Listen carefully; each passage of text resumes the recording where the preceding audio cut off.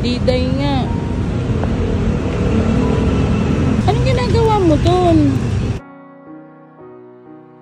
Anong oras na? Wala po kasi kami pambiling pagkain po namin bukas eh. Nagsisisi po ako pag nakaranas po kami ng hirap ng anak ko po. Pero kumain na kayo? Hindi pa po. Hindi ka pa nakain ngayong gabi? Opo. Halika, kakain muna tayo doon. Huwag na lang po. Ha? Huwag na po. Bakit? Kaya po eh. Pangako ko yan sa'yo, pupuntahan kita dun sa inyo. Dadalhan kita ng mga kailangan nyo, ha? Para kahit papano, hindi ka na muna dumidiskarte dito, makapagpahinga ka din.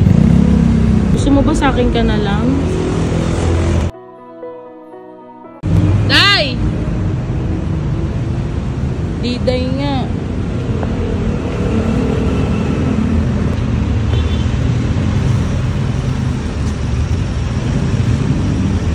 Anong ginagawa mo doon? Diskarte po.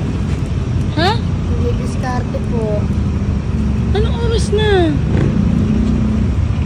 Wala po kasi kami pambiling pagkain po namin bukas eh. Di ba binigyan kita kagabi? Pinambili ko po ng gamit po ng anak ko. Dito nga tayo, be. Dito tayo sa gilid.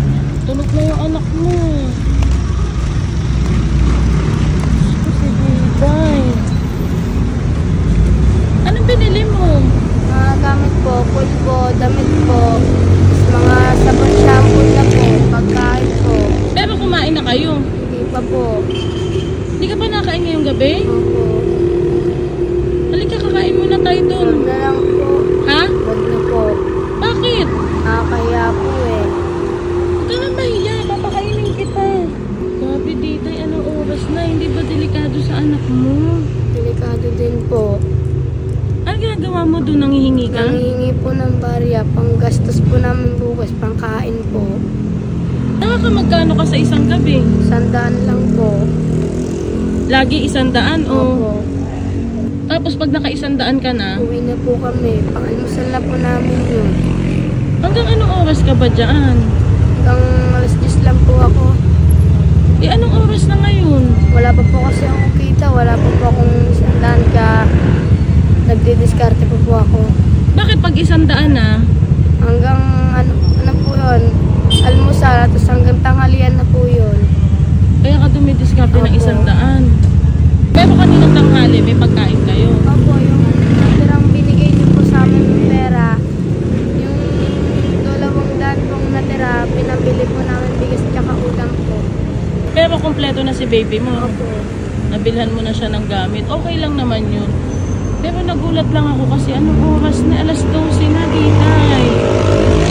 Akala ko nga hindi ikaw. Nagulat ako.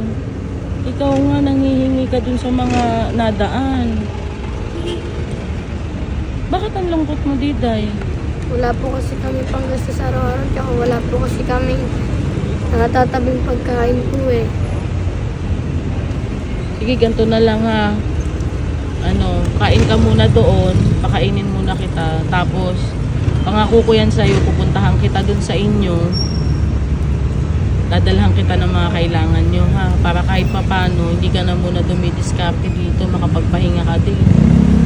Diday, alam ba ng magulang mo na ganito ginagawa mo? Hindi po. Hindi alam ng magulang mo? Nasaan ba si papa mo?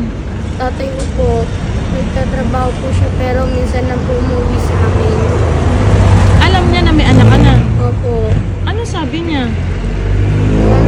Po, nandiyan na daw po yan, kaya po tinanggap na lang po nila. Pero kung nalaman po nilang buntis ako, galit po sila. Kasi syempre napakabata mo pa nung nagbuntis ka, 12 years old ka lang, ngayon 13 ka na. Sa edad mong yan, Diday, di ba dapat naglalaro ka pa? Nag-aaral pa po. Pinagsisisihan mo ba yan, Diday? Sisisi po ako pag nakaranas po kami ng hirap ng anak ko po. Yeah, ang hirap kasi ng sitwasyon mo, Diday. Gusto mo ba sa akin ka na lang? Para hindi ka na na-discarte dito sa labas, kasama mo pa yung baby mo. Asan ba yung tatay ng anak mo? Nangangalakal po. Kung Nasaan siya ngayon? Nangangalakal po siya ngayon. Inaantay mo siya dito? Opo. Bakit pinapayagan kanyang ganyan? Minsan po, pag walang-wala po talaga siya, ano po, ako po kumikilos para po makapag-hanap po kami ng pagkain namin. Nagtutulungan naman po kami. Mabait naman yung Opo. pinakasama mo. Sige, halika, dadalhin muna kita doon. Kumain muna kayo, ha. Tapos mag-take out ka na rin para pagkain mo bukas. Sabi ko doon, Nay, kumain kang maigi, ha. Para may madede din sa'yo yung anak mo.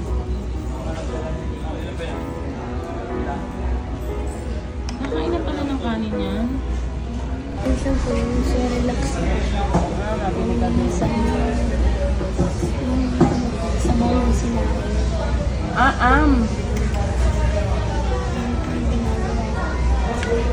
Walang-wala na ako talaga. Day! Ano, uuwi ka na niyan? Opo. Ba't may kita ka na ng 100? Wala pa po. Magkano na ba kinita mo? Ito pa lang po. 27 pa lang po. 27. Pero bibigyan na lang kita, ha, para makauwi ka na, ha. Tapos sumakay ka na din, ha. Pauwi, wag ka na maglakad, ha. Sige na, nabusog ka ba?